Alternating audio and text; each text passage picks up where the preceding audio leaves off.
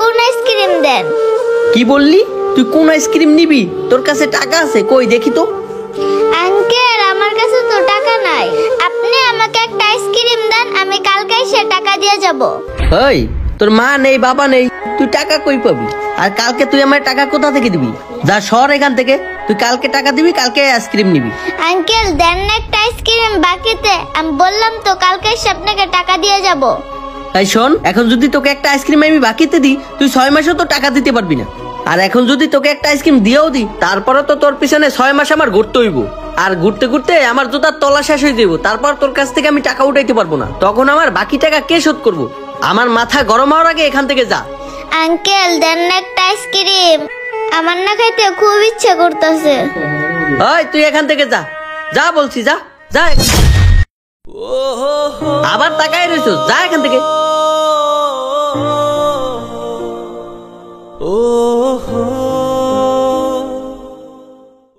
বন্ধু তাড়াতাড়ি চল, এই টাকাগুলো এখনই ব্যাংকে জমা দিতে হবে।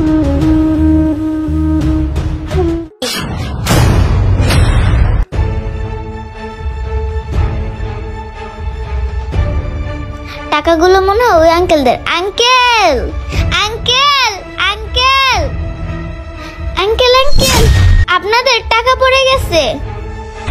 আমাদের টাকা পড়ে গেছে মানে কি বলতেছো তুমি এসব? এই মিরাজ, তোর কাছে না 2 বান্ডিল টাকা ছিল, দেখ তো ঠিক আছে কিনা। হ্যাঁ তাই তো, দাঁড়া আমি দেখতেছি। আরে কি ব্যাপার, আরেক বান্ডিল টাকা কই? সোহাগ আমার কাছে তো 1 বান্ডিল টাকা আছে, দেখি এই টাকাটা। সোহাগ, হ্যাঁ এটাই তো আমাদের টাকা। হ্যাঁ আঙ্কেল এটা আপনাদেরই টাকা, আমি ওইখানে পাইছি। মামনি তুমি জানো এখানে কতগুলো টাকা? তুমি চাইলে তো এই টাকাগুলো নিয়ে যেতে পারতা। হ্যাঁ আঙ্কেল আমি তো জানি এখানে অনেকগুলো টাকা, কিন্তু এই টাকাগুলো তো আমার না, এই টাকাগুলো তো আপনাদের। তাহলে আপনাদের টাকাগুলো আমি কেন নেব? মিরাজ, মেয়েটা না অনেক সৎ। তুই একটা কাজ কর, এখান থেকে ওকে 2000 টাকা দিয়ে দেই। এই নাও মামুনি, এখানে 2000 টাকা আছে, এটা দিয়ে তুমি কিছু কিনে খাও। আঙ্কেল আপনারা অনেক ভালো মানুষ, কিন্তু একটু আগে আমি একটা আইসক্রিমের দোকানে গেছিলাম, আর আমার না একটা আইসক্রিম খাইতে ইচ্ছে করছিল। তাই আমি আঙ্কেলকে বলছিলাম আমাকে একটা বাকিতে আইসক্রিম দিতে, কিন্তু আমি এতিম বললা আমাকে তো আইসক্রিম দিলই না, উল্টা আরো ঘাড় ধরে বার করে দিছে। কি বলো মামুনি, তুমি কোন দোকানে গেছিলা? আমাদেরকে নিয়ে চলো তো। আচ্ছা ঠিক আছে চলেন। হ্যাঁ চলো।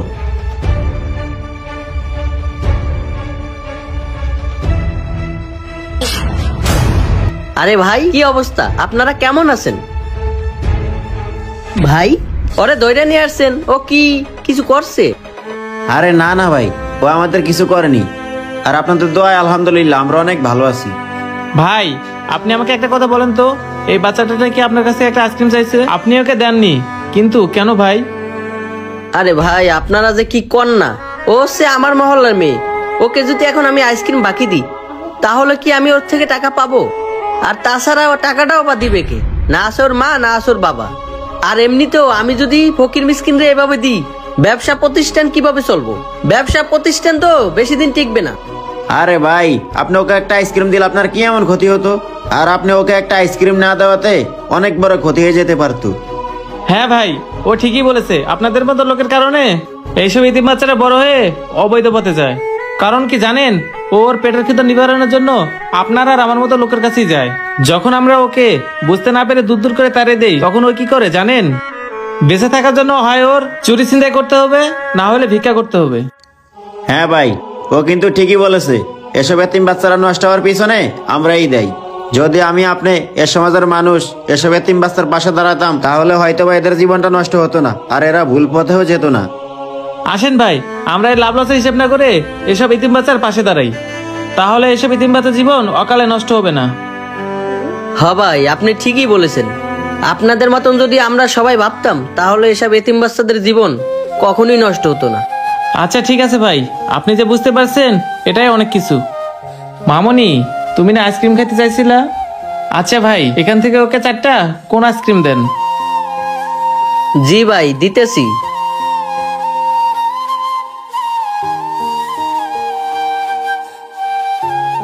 এই যে লও মামনি।